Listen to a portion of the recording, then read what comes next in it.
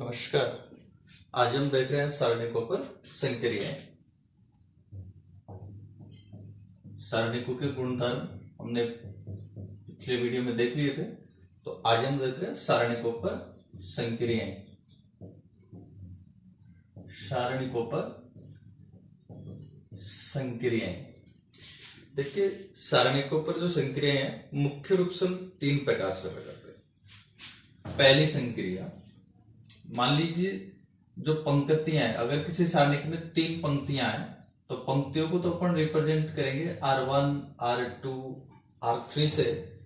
स्तंभों को हम रिप्रेजेंट करेंगे C1, C2, C3 इस प्रकार से। अब देखिए संक्रियाओं की अगर हम चर्चा करते हैं यहाँ पर, तो इसमें मुख्य रूप से तीन प्रकार से संक्रियाएं लगाते हैं। पहली संक्रिया स्तंभ में भी लगा सकते हैं और पंक्ति में भी लगा सकते हैं। अब संक्रिया लगाते कैसे? मान लीजिए कोई भी पंक्ति है, जैसे मान लीजिए पहली पंक्ति है, R1 में लगा दिया आपने R1 प्लस माइनस R2, ठीक है। आप इसको किसी अचर से मल्टीप्लाई करके भी जोड़ सकते हैं या घटा सकते हैं। दूसरी इसी प्रकार स्तंभ में भी लगा सकते हैं, जैसे मान लीजिए पहले स्तंभ में लगाएं तो C1 में लगाते हैं आप C1 प्लस माइनस के C2, ठीक है ना। दूसरी संक्रिया जो है, दूसरी संक्रिया आप इस प्रकार से लगाते हैं, जैसे मान लो R1 R3 दोनों का परस्पर विनिमय। विनिमय का मतलब है पहली पंक्ति के स्थान पर तीसरी पंक्ति लिखेंगे, तीसरी के स्थान पर पहली पंक्ति लिखेंगे। इसी प्रकार से C1 और C2 का विनिमय कर दिया जैसे, तो इस प्रकार से कोई भी दो स्तंभ को आप बदल सकते हैं और दो पंक्ति भी आप बदल सकते हैं। लेकिन ध्यान रखिएगा, जब दो पंक्ति या दो स्तंभ का जब विनिमय करते हैं तो सारणी का चिन्ह बदल जाता है। पीछे प्रॉपर्टीज में हमने देखा था। और तीसरी जो प्रॉपर्टी है सारणी में, तीसरी जो संक्रिया है वो आप लगा सकते हो, आप किसी भी पंक्ति को एक अचर से गुणा करके लिख सकते हैं। इसी प्रकार से जैसे मान लीजिए किसी स्तंभ को भी आप एक अचर से गुणा करके लिख सकते हैं।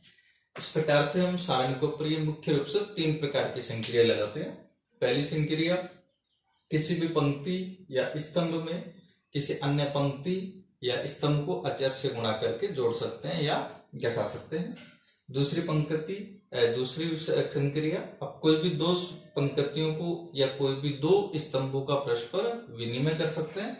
और तीसरी संक्रिया है आपके पास में कि आप सारणिक में किसी भी पंक्ति को या किसी भी स्तंभ को एक अचर से गुणा कर सकते हैं। यह होगी सारणिकों पर संक्रियाएं। आगे हम एग्जांपल्स में देखेंगे यूज किस प्रकार से करते हैं इनका। अब हम देखते हैं सारणिकों का गुणनफल।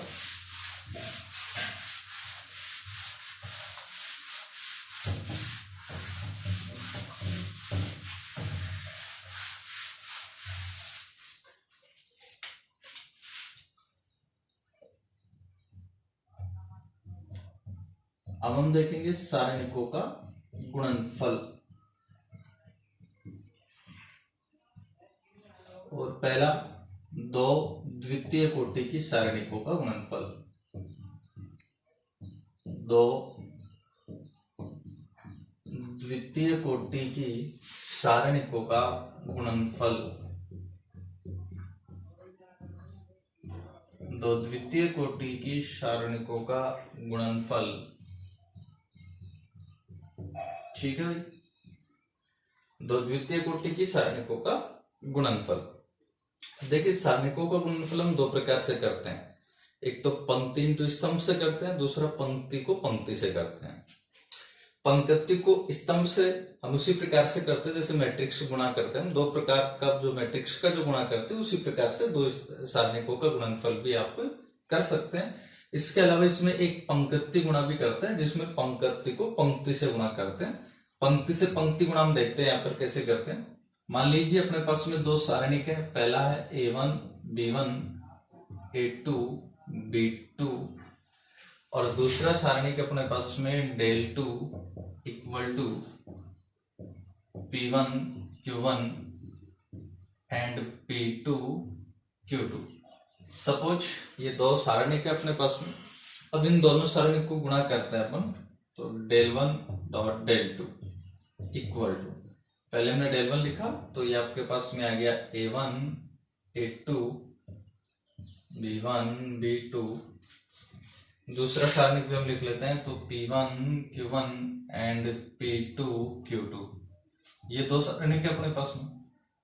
अब इनको दोनों को मल्टीप्लाई करेंगे। देखो मल्टीप्लाई दो प्रकार से कर सकते हैं, पंक्ति को स्तंभ से और पंक्ति को पंक्ति से।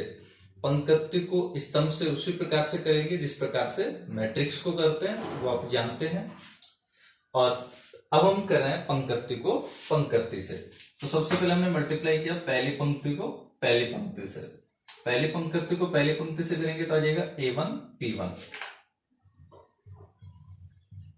Plus b1 q1।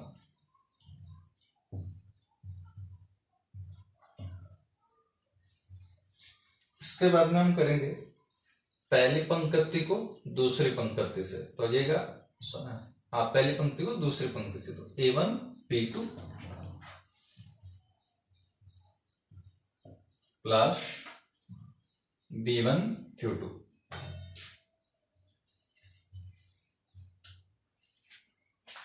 नेक्स्ट दूसरी पंक्ति को पहली पंक्ति से, तो आ जाएगा a2 p1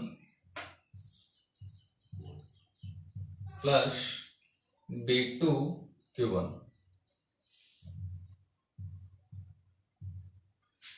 नेक्स्ट हम करेंगे दूसरी पंक्ति को दूसरी पंक्ति से, तो आ जाएगा a2 p2 plus b2 q2।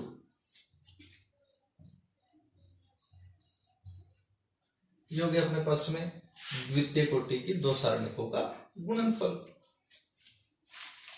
Next अब हम देखते हैं दो तृतीय कोटि की सारणिकों का गुणनफल।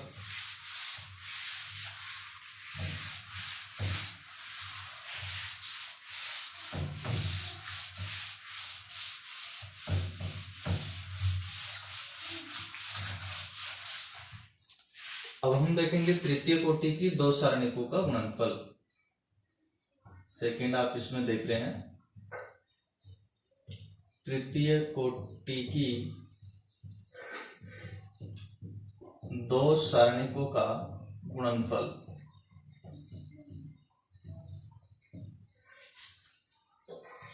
तृतीय कोटि की दो सारणिकों का गुणनफल। ठीक है, देखते हैं। सपोज हमारे पास में दो सारणिक है, पहला del 1 equal to a1 b1 c1, a2 b2 c2, a3 b3 c3।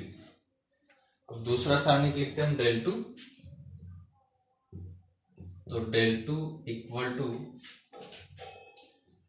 p1 q1 r1, p2 q2 r2 and p3 q3 r3। ये अपने पास में दो सारणिक है del 1 और del 2। अब इनको दोनों को अगर मल्टीप्लाई करें हम, तो del 1 dot del 2 equal to, देखिए del 1 को जब del 2 से मल्टीप्लाई कर रहे हैं तो del 1 लिखा हमने एक बार, तो a1 b1 c1, a2 b2 c2, a3 b3 c3। del 2 को लिखेंगे हम, तो p1 q1 r1, p2 q2 r2, p3 q3 r3। और अब इनको मल्टीप्लाई करेंगे अपन। मल्टीप्लाई करें हम यहाँ पंक्ति को पंक्ति से, तो सबसे पहले करेंगे पहली पंक्ति को पहली पंक्ति से, तब आ जाएगा a1 p1 plus b1 q1 plus c1 r1।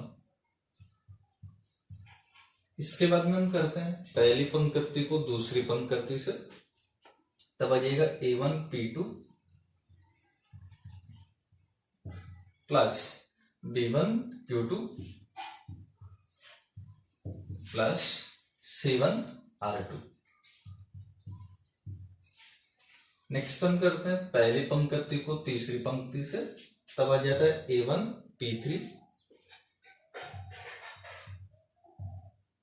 Plus B1 Q3 plus C1 R3।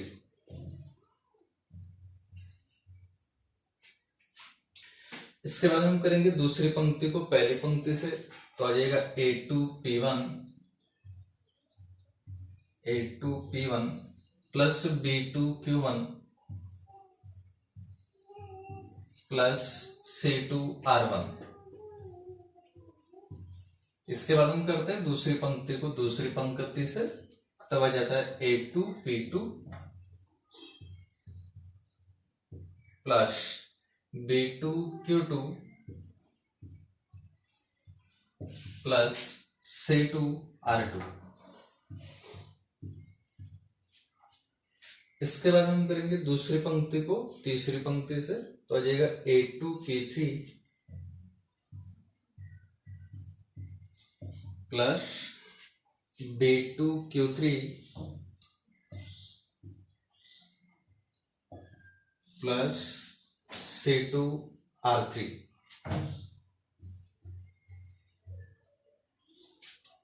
Next हम करेंगे तीसरी पंक्ति को पहली पंक्ति से, तो A3P1 plus B3Q1 plus C3R1। अब हम करेंगे तीसरी पंक्ति को दूसरी पंक्ति से, तो आ जाएगा A3P2 plus B3Q2 plus C3R2। Next हम करेंगे तीसरी पंक्ति को तीसरी पंक्ति से, तो आ जाएगा A3P3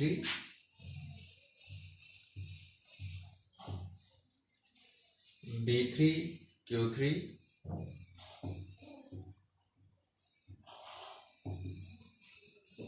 प्लस C3R3। ये हमने कर लिया दो तृतीय कोटि की दो सारणिकों का गुणनफल।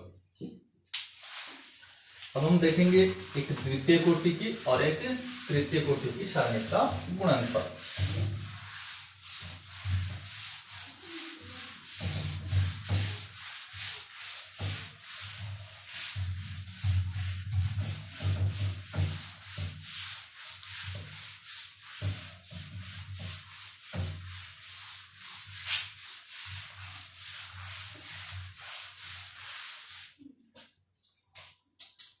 अब हम देखेंगे एक द्वितीय कोटि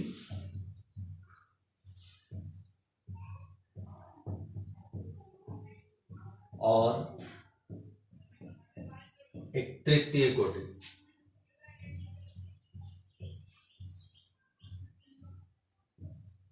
एक द्वितीय कोटि और एक तृतीय कोटि की सारणी का गुणनफल।